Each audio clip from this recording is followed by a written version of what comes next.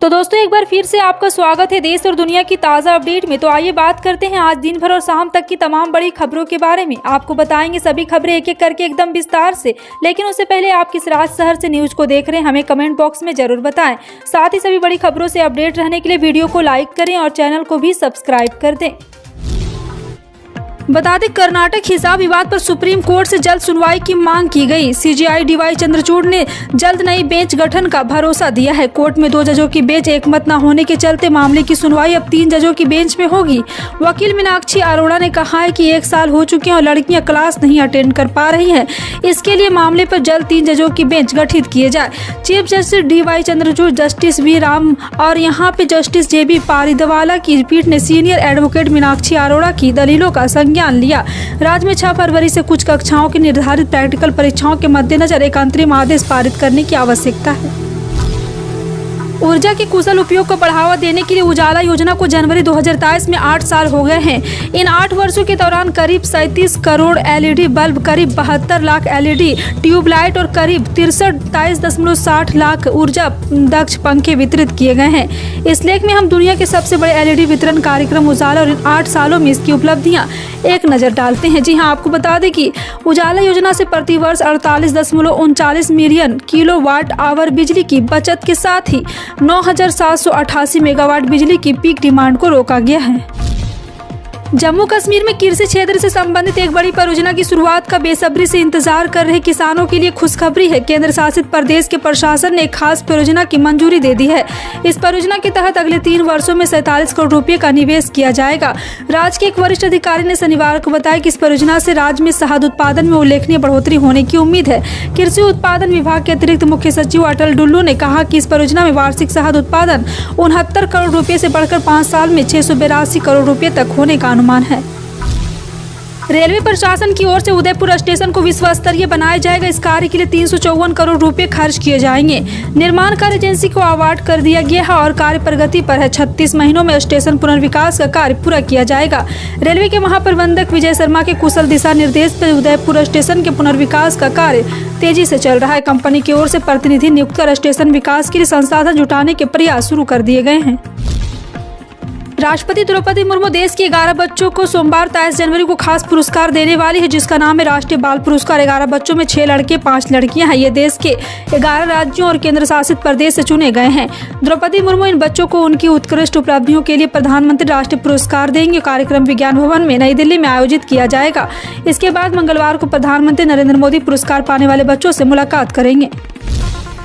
Permanent account number यानी कि pan income tax department द्वारा जारी किया गया 10 डिजिट का एक यूनिक अल्फा न्यूमेरिक नंबर है और ये बहुत ही जरूरी फाइनेंशियल डॉक्यूमेंट है। आप पैन कार्ड के लिए अप्लाई करने के लिए ऑनलाइन पैन एप्लीकेशन फॉर्म भर सकते हैं। पैन अप्लाई करने के लिए 2 वेबसाइट NSDL या UTI-TSL पर ऑनलाइन एप्लीकेशन फॉर्म को भर सकते हैं, लेकिन आपको इसके लिए डॉक्यूमेंट एड्रेस प्रूफ के लिए जमा कराने होते हैं।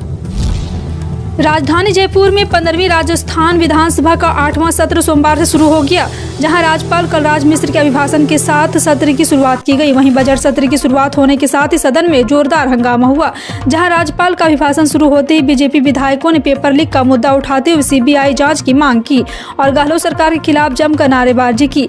सदन में राज्यपाल के अभिभाषण पढ़ना शुरू करते ही नेता प्रतिपक्ष गुलाब चंद कटारिया खड़े हो गए और पेपर लीक पर सरकार पर हमला किया। राशन कार्ड धारकों के लिए बड़ी खुशखबरी है। अगर आप भी फ्री राशन स्कीम का फायदा उठाते हैं तो ये खबर आपके काम की है। सरकार राशन कार्ड धारकों के लिए अब एक खास प्लान तैयार कर रही है, जिसके तहत अब लोगों को फ्री गेहूं चावल के अलावा और भी सामान दिए जाएंगे। इसके साथ ही राशन का बाकी सामान भी आपको बहुत ही कम कीमत पर मिलेगा। खाद्य मंत्रालय की ओर से मिली जानकारी के मुताबिक केंद्र सरकार के साथ ही राज्य सरकार भी कई तरह की सुविधाएं मुहैया कराती है। इसी कड़ी में उत्तराखंड सरकार ने ऐलान किया है कि वो 23 लाख परिवारों को फ्री राशन के अलावा चीनी और नमक भी कम कीमतों पर देंगे और इसके लिए योजना बना रहे हैं। बिहार की तर्ज पर उत्तर प्रदेश में भी सियासी पटकथा लिखी जा रही। बिहार के शिक्षा मंत्री प्रोफेसर चंद्रशेखर के बाद उत्तर प्रदेश के OBC चेहरा और सपा नेता स्वामी प्रसाद मौर्य ने रामचरितमानस को बकवास बताते हुए सरकार से उसे बैन करने की मांग की है। उन्होंने कहा है कि रामचरितमानस में दलितों और महिलाओं का अपमान किया गया है। उन्होंने कहा है कि इससे कुछ अंश ऐसे हैं जिन पर हमें आपत्ति है, क्योंकि किसी भी धर्म से किसी को भी गाली देने का कोई अधिकार नहीं है।